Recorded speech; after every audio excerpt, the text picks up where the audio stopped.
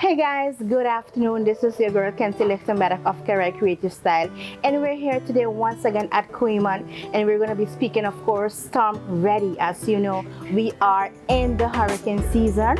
It is month 2 of hurricane preparedness and awareness, and I have with me Mr. Kimo Thomas, account manager of Kooyman. And Good day. Good day, good day, good day. We're just going to be having a casual conversation about, sharing tips and some really important elements that you should definitely pay attention to when you are thinking hurricane awareness and how to prepare for that. So Kimo, welcome. Thank you for having me. Joining us today. No problem, pleasure's all mine. As you know, we already started the season hot. I mean, we just had Elsa, that is doing some havoc in Barbados. Yes, current. yes, it just turned into a storm, hurricane category 1 today. So definitely, and by today we mean, what is the date today? I don't even know what is the date. 2nd of July already. That goes to show you that we're really, what I projected was actually accurate, because we said we were going to start having a very early and active hurricane season. Unfortunately, yes. But we live in a hurricane's belt, and this is what we do for 6 months of the year. Right? That's the price of paradise. That's the price of paradise. Very well said. And with that, I mean, we have learned throughout the years that the more in time you prepare, the more damage you can prevent, right? Most definitely. So let's talk about a few of the things that we would like to definitely highlight during this discussion. I know that for everyone, roofing, of course, is important. Yes, indeed. One of the main things we experienced, and we had to explain a lot of people after Irma that came in, because before Irma, the norm was you try to give someone advice, you tell a builder, and the builder say, I in the business for 20 years, I know what I do, and I know how to build a roof. After Irma, we found out that many of those builders were building the roofs incorrectly. So it's all down to the process. The most important thing is, you need to use at least 2x6s, 3x6s for the beams, and then you tie that down with the hurricane strap onto the wall.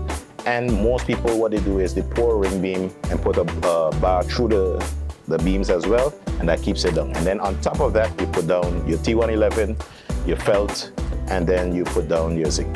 So it's really like a formula of processes and steps, and if you skip one, that is where you run the risk of it not being strong enough to sustain the winds of, various categories winds and hurricanes. Yeah, one of the biggest misconceptions that there were, even with government during the reconstruction, because we took part in one of the original tenders for the roof repairs, is everybody say, we need to have 3.5 inches, we need to have 3.5 inch screws. Yeah, there's 2 sets of screws that go into a roof that people don't pay attention to.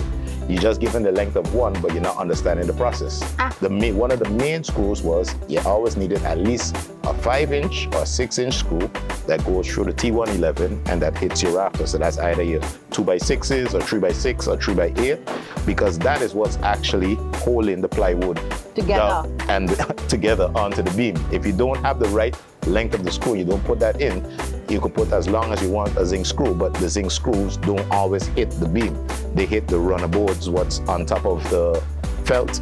That gives us space underneath of the zinc that the water or whatever, if something passes underneath, that happens to get in between, it runs off on the felt, comes out, everything else stays on top of the zinc and runs off.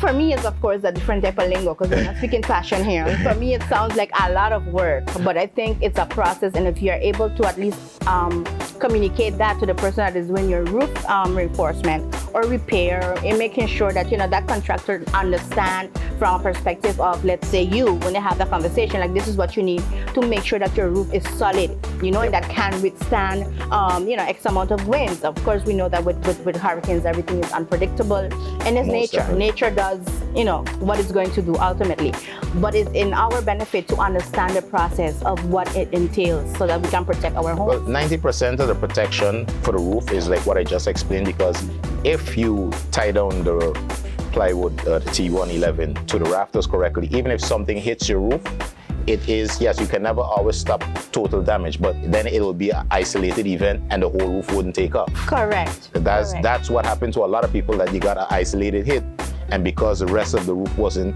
attached correctly, the whole roof peeled off like a cap. So in the brochure as well, you also have some tips overall tips about, of course, your hurricane categories, explaining what is one of, by now, of course, we're veterans in that because we've had so many, we understand the dynamics of it. But for those people that probably are visiting the island and they get caught up during a storm, which we have had in the past numerous occasions, that they know that if they pick up the brochure, if they download it digitally, that they have, information about shelters, the emergency numbers that are needed, all of that stuff you could also find in the brochure. And I thought that is actually a good idea. And also a list of things that you should have with you. Like I like to call it my hurricane kit. We have that at home where you have all your duct tapes, all your stuff, grab and go, tires, and that doesn't be touched throughout the year. And I also think that's a good idea. There's some good storage boxes in Kooyman that I bought mine from here actually, and I put so the extra hammer, everything that I'm not gonna use outside of that season, I have that there so that if we need to grab something quick or we need to board up, that everything is there as a grab and go. Well, we usually carry a hurricane kit, but because of Corona and the other circumstances of this year, we weren't able to put together the usual kit. Yes. As usual, because like you said, most people that come here are even people that recently moved back, or even students that come back from abroad that never experienced a hurricane, because a lot of people didn't experience a hurricane before Irma. They have no idea what to do or what is preparation or what is good preparation. Yes. Basic things like telling a person, just fill up your washing machine, fill up your bathtub, leave the water. Get extra water. At least you'll have water to flush your toilet and stuff. And those are simple things that people, they don't even perceive that can help them out. Exactly. Buying containers to fill up water. We have extra containers and buckets and stuff like that to use to make sure, for the same reason, it's not drinking water, but you can clean your house, because of course, cleaning during a pandemic. Now with a pandemic and hurricane, well, you have to, it has to be cleaning on asteroids. Yep. If you have children, sanitation is important. So you have to make sure that you have water. And I think buckets, tumblers, I always get mine at Kooyman as well. Different liters, gallons, and sizes that you can play around with, and they're easily to store. Like our kit, the main part of the kit was a garbage bin. Full it with water. What are some other key tips that you could give? One of the most important things to do is, like you said, have a ready list, as well as have a escape plan. Depends on where you live and what type of situation you have to assess for yourself, and that's what most of the older island culture was. During the year, when you start getting close to the hurricane months, they start to assess the house, the situation. Am I safe here? Yes, if I'm safe here, okay, now I have to make sure to upgrade or fix or clean up all around the yard, cut low-hanging branches, very important, clearing out trees, especially with the coconuts and those type of stuff, because prevention is better than the cure. If you don't do it now, in advance, you have months before, then, later on when the hurricane is coming, because look today, the hurricane, it was a storm, it was just going to pass, it turned into a hurricane today. You have maybe a few hours. You have a few hours to go and prepare. If you don't prepare in advance, you won't be able to go fix and screw down the roof or make sure that this part or the roof was leaking. You won't have the time to do that.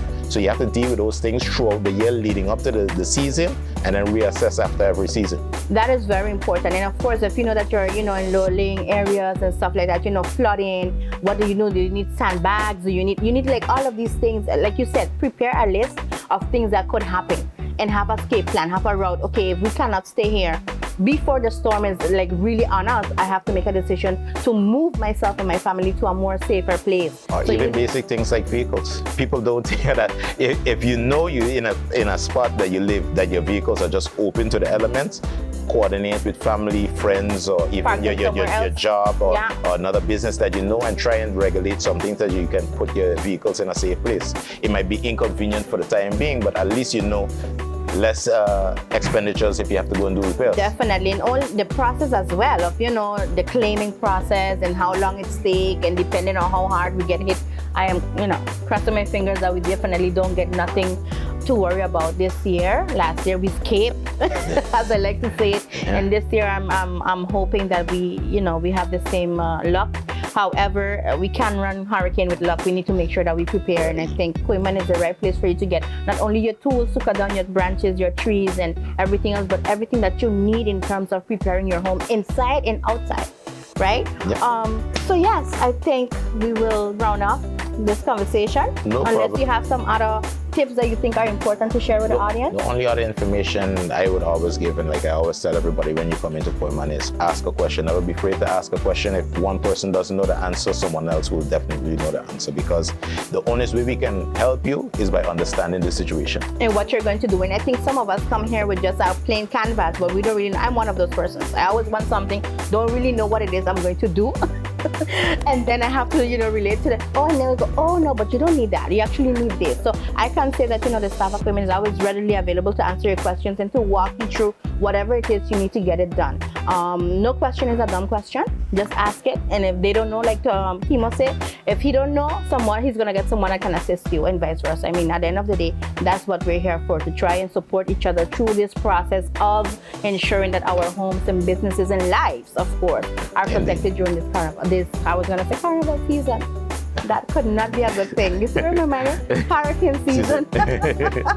Carnival season. I do miss carnival, guys. I'm sorry. It's been a minute, so bear with me. We carnival babies, we're suffering too.